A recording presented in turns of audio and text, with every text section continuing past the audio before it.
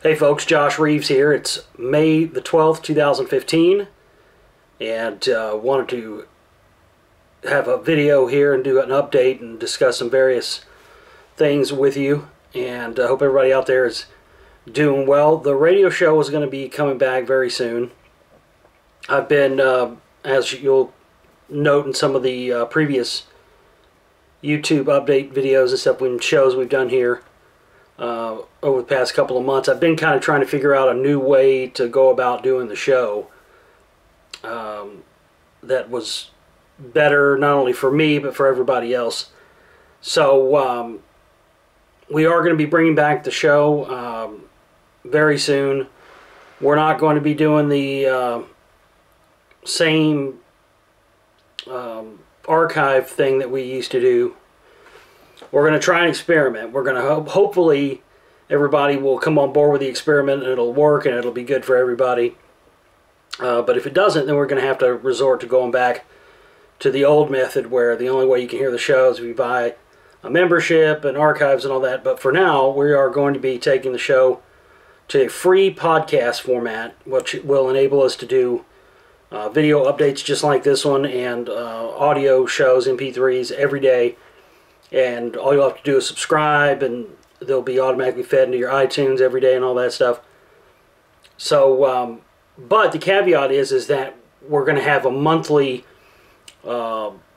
contribution goal that we're going to have to meet every month. And if we don't meet that goal every month, then we're going to have to go back to the pay archive system, and frankly, nobody wants to do that. So,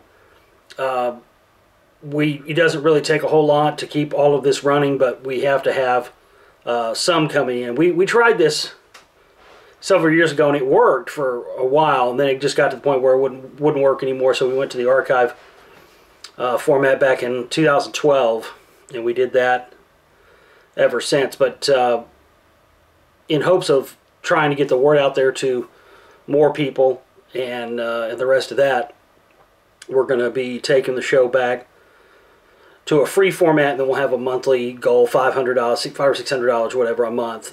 That's, when you look at how many listeners that we have and how many people we have out there that follow our work, that's minuscule, and it's definitely a lot less than doing the archive thing and all that. But the thing about it is we'll have perks. The people who donate more will get prizes and everything like that. But right now it's a critical time for my work because I've got so many different projects. I'm not just doing one project anymore. I'm working on 2 or 3 at a time. And so in addition to my work that I've been doing into the Lost Secrets of Ancient America and those films and the rock wall dig and all that stuff, I'm also working on a film project called The Spellcasters. And some of you may have already seen we had a trailer we put up a few weeks ago, and then we have a 7-minute sneak peek that just went up as well, and it's all here on the YouTube channel, and links and stuff here will be in this video. And last month I was filmed for an up-and-coming British television broadcast. I'm not really at liberty to talk about what it's going to be, but I can tell you it's basically going to be about some not really at all like what I'm going to be talking about in the Spellcasters, but it is going to be dealing with Hollywood topics and Scientology and that kind of thing. So that's going to be huge. That's going to reach millions of people all over the world, and it's really going to bring my name and my work and what I do to a much larger audience, which is going to make this Spellcasters film the most absolutely mega huge thing I've ever done. And just as always happens every time I go to make a film, 2 things always happen. There's always 2 things you can guarantee when you start to work on a film. Number 1, they're always going to cost more than you think they're going to cost at the beginning. That's number 1. And number 2, you always end up finding things that you weren't counting on finding. And that always happens to me. When I started doing the Secret Right, or I'm sorry, not Secret Right, when I started doing the Lost Secrets films, I thought I was getting away from kind of this headspace that I had been in for a long time, and I was really welcoming the break from that. And now that I've been working on the Lost Secret stuff for so long, it's been kind of nice to, you know, do a different topic. Not to say that I'm any less focused on the Lost Secret stuff or the Rockwell thing. I mean, I'm still 100% dedicated to that and working on it every day. But I also want to have multiple projects going at once because, well, just over a course of so many years of doing this now, I know how long it takes to make a project, how long it takes to bring one to fruition, and all that. So instead of putting all your eggs in one basket and trying to work on one project and see it through to its end, and then when it doesn't, you know, basically being like, okay, well, we're stuck. Now I keep multiple projects going. That way, if, you know, we get behind on one or we get to a point where we can't go any further with one for the moment, there's still something else going on. And that's what this Spellcasters thing has kind of been a reflection of. But this film's going to be incredible. It's going to be an incredible film. It's going to be really, I think, the first really detailed look into the whole history of Hollywood, who controls it, who's involved in it. I mean, I found that really it's kind of narrow-minded and very easy to say one group controls Hollywood. But the real fact of the matter is that there are a lot of hands in that pie. You know, there are a lot of people who control Hollywood.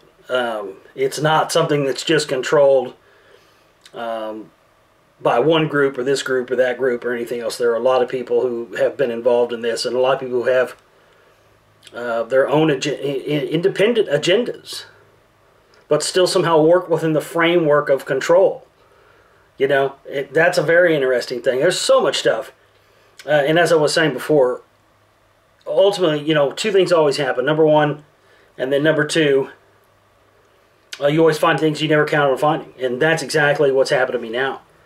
I didn't think I would be finding stuff that would be going back to the stuff I researched on The Secret Rite. I had no idea or expectation of that. You know, I set out to make a film exposing Hollywood and who really controls it, and Scientology and all of that. We're going to be the history of Hollywood, Scientology, suspicious deaths. There's a whole bunch of different sections in this film. Each one of them will kind of be like their own little independent mini film. But we did put up 7 minutes yesterday. You can go and watch that now here on YouTube. Josh Reeves, The Spellcasters Preview, Scientology, and the Truth Movement, Section 1. And I said Truth Movement. Scientology and the Truth Movement, Section 1. I did find some rather alarming things concerning Scientology and connections to people within the so-called Truther movement and whatnot.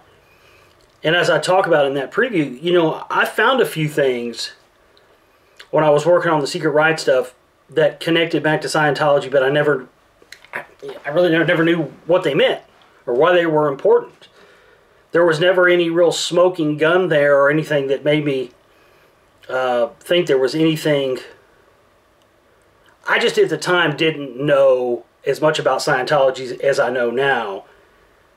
And I don't think a lot of people knew as much as we know now. I think that these things that we know about them now, like such as their approved reading lists and how, you know, if you're a member, you are not allowed to read anything outside of Church of Scientology publications. They're strictly forbidden. So stuff like that, like I remember finding when I was working on my Secret Rite films, I remember finding this thing, and I always thought it was odd. I just never knew how to process it or what it meant. And there was, some years ago, there was some thing in California to take creationist teachings, or it may have been Darwin, and not creationists. I think it was, yeah, it was to take evolutionist Darwin theories out of science books in California schools. And a bunch of these CMP types, right-wing types, you can go look all this up for yourself, were lobbying for this And they were successful. They successfully got these, not creationists, but the evolutionist ideas taken out of these California school books. Now, what's interesting is you would think that they would want to, being the right-wingers and the CMP and the religious zealots that they are, that they would want to replace what they took out with creationist teachings or, Christian-backed teachings, but they didn't. They replaced them with L. Ron Hubbard Scientology teachings, Dianetics teachings. And I never knew why that would happen. Why would these Council for National Policy right-wingers like Phyllis Schlafly, she was one of the ones that was involved with this. You might even be able to type Phyllis Schlafly, CMP, Scientology, and see what you come up with. You might be able to find that. But it was like Beverly LaHaye, Tim LaHaye's wife, Phyllis Schlafly, some of these other CMP types. And, at the time when I found that information, I was just like, well, obviously, this is... I just didn't know how to process it. I didn't know how to make it fit. Well, now after all the research I've done into who controls Hollywood and Scientology and the rest of it, it completely makes sense to me now. And in light of some of these new facts that I talk about in the little 7-minute sneak preview that we put up, it really is the missing puzzle piece to my secret right research. I don't want to go any farther than that. Also, keep in mind this little 7-minute preview. That's not everything that's going to be in the movie on this subject. There's going to be more after that. Before that segment in the film, you'll get there's a whole section, whole long section on the excuse me, the Central European Jewish immigrants that started in New York and then moved shop out to California. It's a whole interesting story there we'll get into. I mean, we're really getting into the entire history, not pulling any punches, not afraid of what anybody thinks. We're just putting in the history and laying it out for people to judge for themselves. This film is going to be massive, and God, there's so much I want to tell you about, but I've got to wait to put it in this film. But you can go watch that trailer now. There's a lot in there. You'll get a great idea of what I'm talking about. You'll be pretty much up to speed on what I'm talking about. There are major connections with the CMP, with the Truth Movement, with Scientology. And, these guys can try and fluff this off as, oh, well, just because somebody associates with Scientologists doesn't mean they are one. Just because somebody gets awards from... No. They don't give out awards and things of that nature to people who are not in the tribe, who are not in Scientology. You understand that? There is no gray area for Scientologists. They absolutely believe that you are either with them or you are the enemy. That is what they believe. They believe that anybody who is not a Scientologist and not on board with their beliefs is considered to be an SP. That's what they call them. SP, suppressive person. And I think that a lot of these truthers and all these people have gotten away a lot of years from their associations with some of these groups by just saying, well, they're on board with the same stuff we are, so it's good to work with it. That does not wash. We know for a fact there are tons of people who are secretly Scientologists, who aren't publicly Scientologists, who don't come out in any public way, shape, or form and tell anyone that they are Scientologists, but they indeed are. You'll see some of that in my little 7-minute preview. The actor Jason Baig talked about, being in the room himself. He's a former Scientologist and actor. He's featured in the Going Clear documentary. Basically, in the Spellcasters, we're going to fill in all the stuff that they left out because they left out a lot. That documentary didn't even come close to scratching the surface about what Scientology is really about. It's good. If you haven't seen it, definitely watch it. But they didn't even begin to scratch the surface. We have so much stuff that really makes you wonder, why did HBO decide to leave this out that we're going to have in the Spellcasters? But he talks explicitly about being in the room, with Will Smith when he was having these auditing sessions. And Will Smith has publicly donated tons of money to Scientology, but he's never come out and publicly said he was a Scientologist. Never come out in public. There are tons of examples of that. So watch my 7-minute preview, and you're going to see a little bit of what I'm talking about here. You know, when I was working on those Secret Riot films, I always knew that there was some little piece, and I've found that out since then, because I was, you know, as much information and stuff in there as there's in those films, something should have been affected by that, and it hasn't. And I always wonder why. And now I know why. And that is because of this connection. I missed this connection to Scientology, and this connection to Scientology is the missing link to all of it. It really is. There's a direct connection between, well, I mean, L. Ron Hubbard himself, as you'll see in my documentary. L. Ron Hubbard himself, folks, was working for the OSS. He was working for the OSS, the Office of Strategic Services, which later became the CIA. He was working for them during the time in which he created Scientology. It was 100% created, because before that he was in England infiltrating Crowley organizations in the OTO to find out this technique of soul cracking, which enables them through different incantations and words and whatnot to basically crack someone's soul open and then allow demons or entities to come in and out for possession. And that's what his whole system of Thetans and OT, you know, they have different levels of Scientology, OT 1, 2, 3, 4, 5, 6, 7. And those are the highest levels. OT 7 is where you go up to the highest, is the highest one, and that's what they consider clear. Well, you know what OT stands for on those levels, don't you? It stands for operating Thetan. And a Thetan is what what essentially is a soul. And that's what these different levels, and they're almost like Masonic degrees. In Scientology, that's what they do. As you slowly go up, they more and more crack open your soul for control. I think 100%, folks, and you'll see this after you watch my 7-minute preview, and certainly after you see the full-length film. For those of you who remember this story, I'm not going to tell this story now, so don't leave comments on there asking me to tell this. This story's out there a million times other things. For those of you who know this story, I had an encounter back in 2006 at an event that Jim Mars was also at subsequently, with Alex Jones, where I was waiting in line to get a beer, and I look over and I see Alex Jones in a little booth by the bar going like a demon, looking at me doing this. And you know, at the time I was actually a fan of his. I hadn't started my radio show yet, and I hadn't found any of the CMP and Secret Riot stuff yet. And boy, it shook me up. I mean, I've never known how to explain that situation. It shook me up really bad at the time, because I was, you know, I was a fan of his.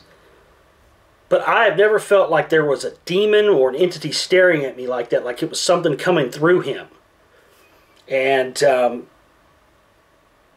well, with my most recent findings into this Scientology thing and what it actually is, I don't want to give too much away because we're going to be getting into this in the film, but I'm pretty sure I have my explanation for what that was now. That's for sure.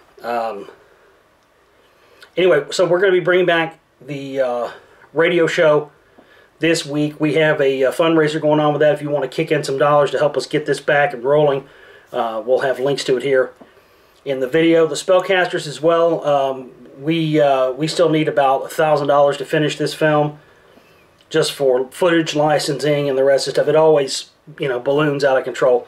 But we've got links and whatnot in there. Right now, we need your support, folks. We're at a critical time, and we have no money to operate, no money to make these films. And again, this is the most groundbreaking point in my work. Everything that I've ever worked on for years is coming to a head right now. We've got another offer coming in from another TV show, something about, I don't know the details yet. I'm going to have a Skype conference with them this week. Somebody's putting together some kind of show on going out to search for Inner Earth or something, and they want me involved. I don't know any details yet, but that could be huge. So And we also are still trying to get the rest of what we need to have our rock wall dig this year. So we need your help. We need your support. Please go to my website, www.theglobalreality.com. You can use the donate button there. You also have banners, contribution banners there on the right-hand side of the page and at the bottom of the read more info on this video. We got news yesterday that the X-Files reboot will be airing January 24, 2016. The X-Files is being brought back by Fox with 6 new episodes. An interesting article here that came out yesterday. X-Files reboot 2016 premiere date. Will new episodes coincide with government UFO disclosure? Now that's an interesting proposition, isn't it? Because they have been really ramping this up. I've really seen it more than I ever have lately. Some kind of big reveal, some kind of big disclosure, as they call it, is going to be coming in the not-too-distant future. And as I've said time and time again, and I feel the need to say this again to people out there because I see a lot of even my followers buying into this. Folks, if they get on television tomorrow and tell you that aliens are real and UFOs are here and all this stuff, please. We've never had a reason to believe anything they say before. Anything the government tells us or the television tells us, we've never had any reason to believe it's real before, have we? So why would we start now? You've got to keep this in your head. Anything they do concerning any so-called disclosure will be 100% a part of their ongoing agenda. And I don't care if that means that, you know, you've got to be heartbroken about the fact, you know, because there are a lot of people who just, it's the Mueller, it's, you know, in the X-Files, it's the Mueller thing. I want to believe. There are so many people who want to believe so badly that they will put aside years and years and years of government lies, and from Kennedy to Roswell, they'll put it all aside and all will be forgiven, and they'll forget about all of it instantaneously. And I'm not talking about dumbasses, folks. I'm talking about real, smart, focused people who are going to be rooked and took, just like people got rooked and took on 9/11, only this will be even more massive, strictly because they want to believe that aliens and UFOs are real, and that doesn't change. Nothing should change that. You don't have to stop believing that extraterrestrials and UFOs and stuff are real. That doesn't mean you have to stop believing those things are real just because you don't believe what the lying government and the media want you to believe about these subjects. So I hope people can understand that. You don't have to give up your beliefs to be able to see through the bullshit. And I see that same kind of thing happen with when people come see information like what I presented in the Secret Riot films or will be presenting in the Spellcasters film. You know, just because the truth movement's a fraud and these phony people are, you know, probably in a lot of cases actual CIA operatives, doesn't mean that you shouldn't still believe in a lot of the issues and a lot of the things that these people are bringing forward. You should just make you understand that what you thought about this is definitely not the whole picture, not the whole story, and that's what these guys have become. That's why Scientology has such a vested interest in these truth movement individuals. Because they have a vested interest in controlling the narrative just as much as government does, because they're an extension of the government. If they weren't, they would have got shut down long ago. That's a fact. That's a fact. So, just remember, folks, just because aliens come up on TV or just because they tell you real doesn't change anything. Doesn't change anything. We will still be seeking the real truth, and we will still be exposing all the bullshit even after the phony disclosure happens.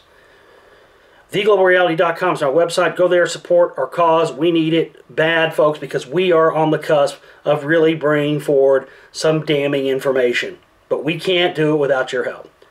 I'm Josh Reeves, signing out. We'll see you next time.